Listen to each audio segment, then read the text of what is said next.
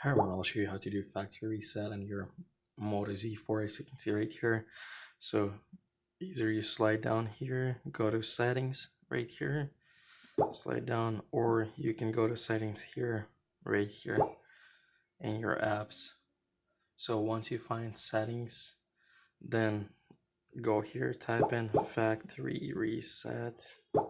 It's right here, erase all data, and then it'll show where to go. Erase all data here, and once you're ready to do it, just click on it and erase.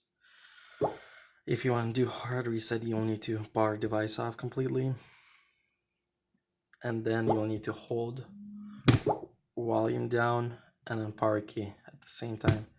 So hold volume down and power key at the same time. It's gonna get you to this screen. Now you scroll down to recovery mode, click right here, and then it's gonna get you to recovery mode. So once you see this screen, press power, volume up, and then scroll down to wipe data and factory reset, and use power to say yes. And once you're ready to do it, press yes. Thanks for watching. If you like this video, please like and subscribe for more videos, and bye bye.